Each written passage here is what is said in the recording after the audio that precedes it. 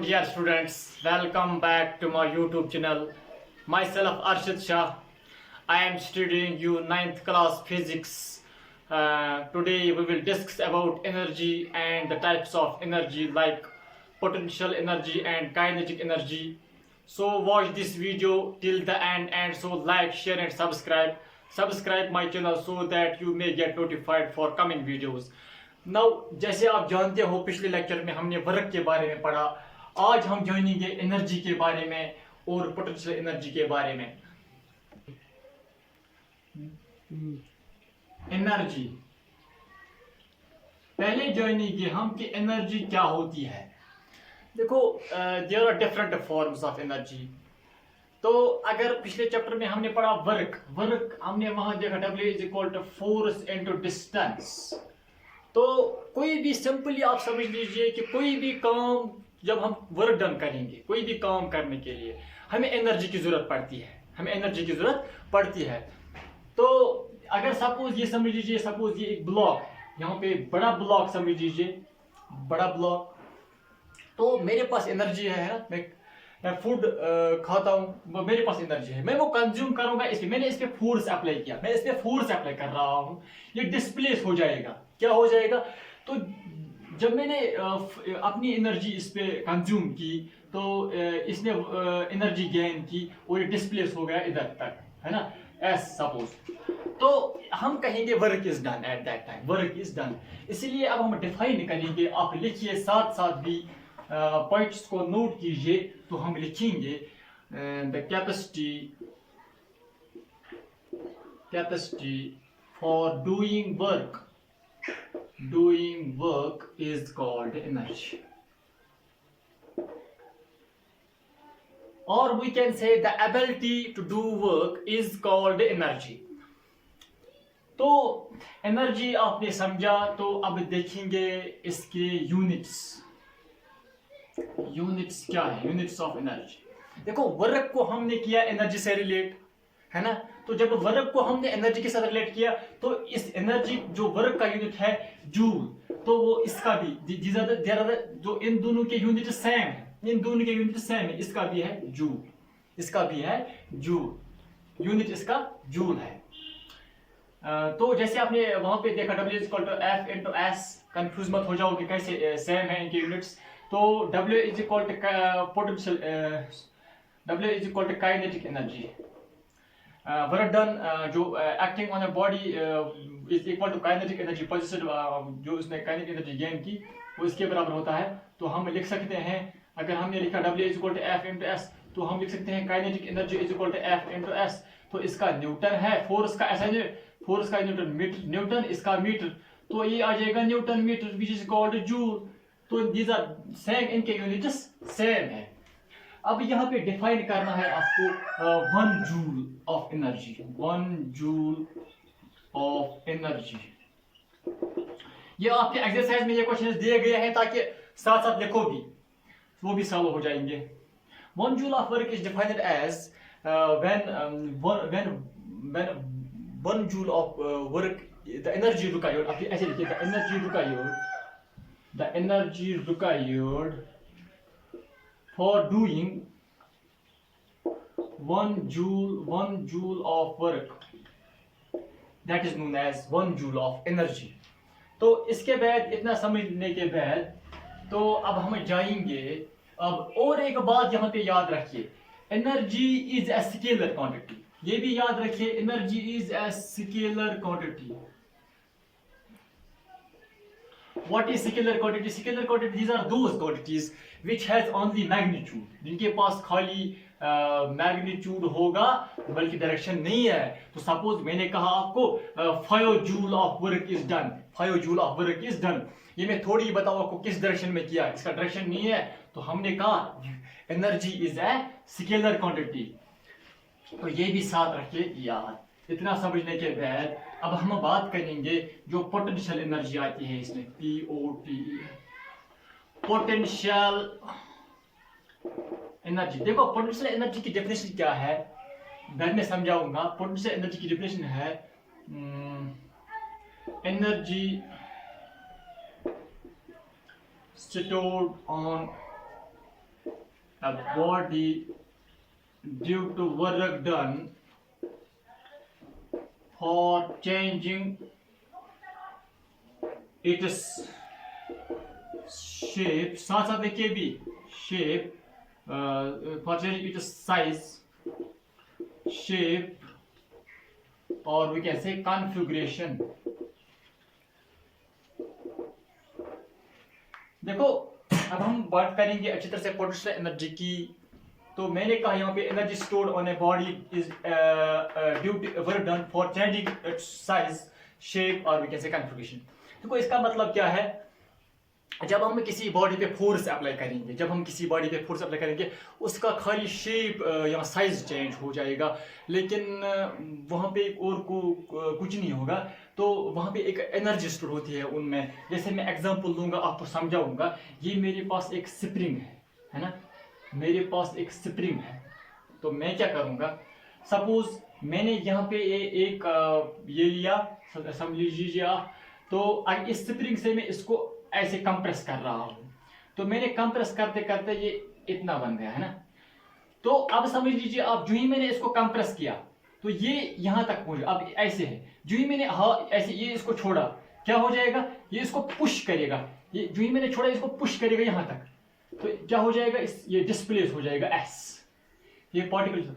ये क्यों डिस्प्लेस हो जाएगा, क्योंकि जो ही मैंने कंप्रेस किया, इसको क्या किया, कंप्रेस, तो इसमें एनर्जी स्टोर हो गई किसमें, एनर्जी, इसमें एनर्जी स्टोर हो गई स्प्रिंग में। तो इसने इसको, इस पार्टिकल, इसने इसको ऑब्जेक्ट, ये ऑब्जेक्ट है, इसने उसको धक्का मारा वापस, तो इसमें एनर्जी स्टोर हो गई। वो एनर्जी इसने इस पे लगाई, तो they store energy and they is capable, इसने ये कैपेबल है for doing work on this object and pushing the back. This is known as potential energy.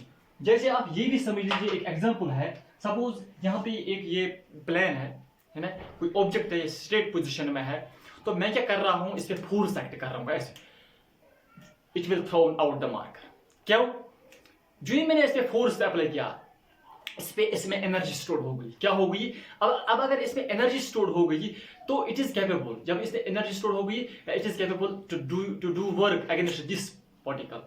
तो दैट एनर्जी जो इसमें स्टोर हो गई, फिर वो उसने वर्क डन किया इस ऑब्जेक्ट पे, that energy is known as potential energy.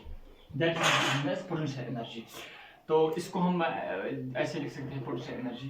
तो ऐसे भी समझ सकते हो आप। सपोज आप ये भी कर सकते हो, जब सपोज ये एक नेल है, मैंने लिया नेल, तो मैं इसको मैं इसको फोर्स अप्लाई करूंगा।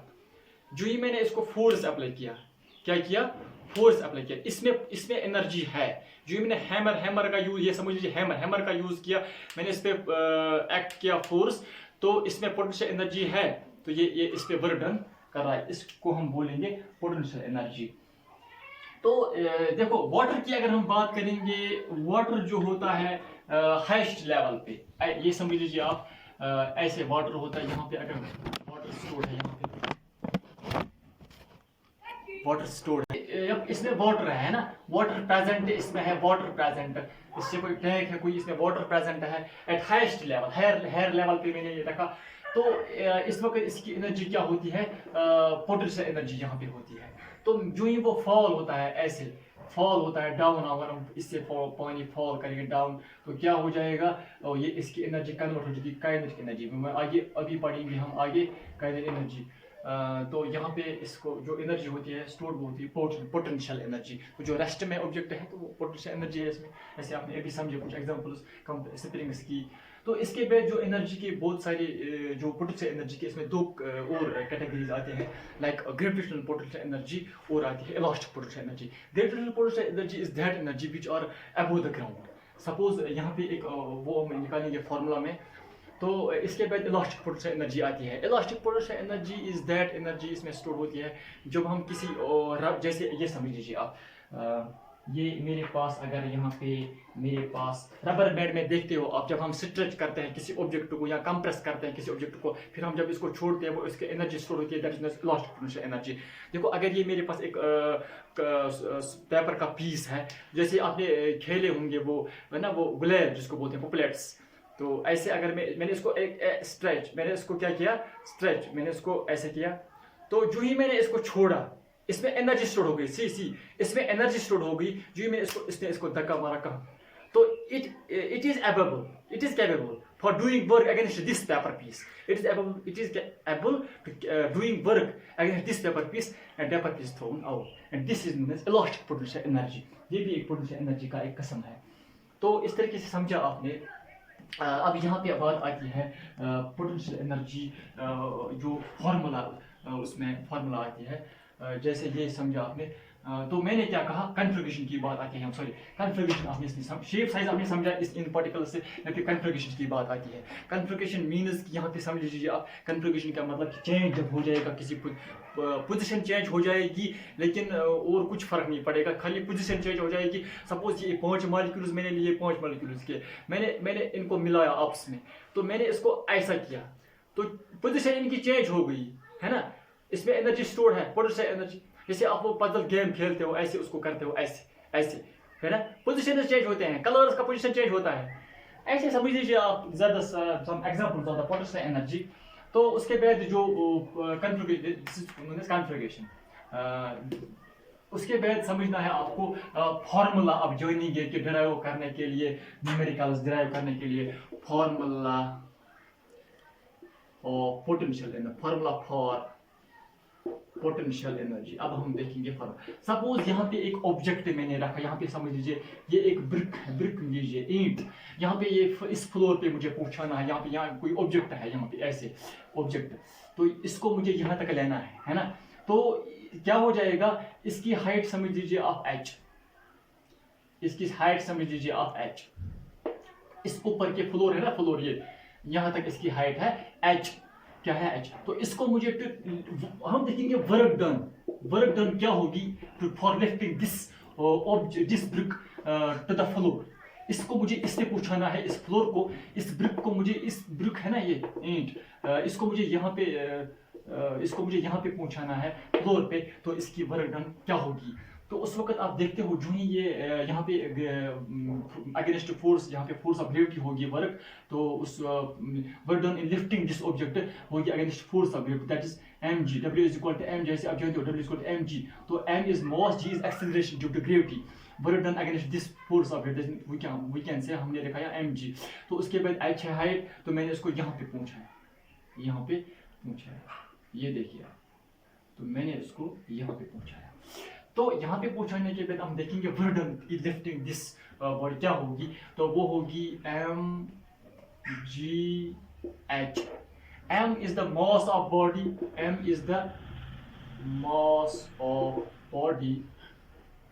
g is acceleration due to gravity, h is height of object,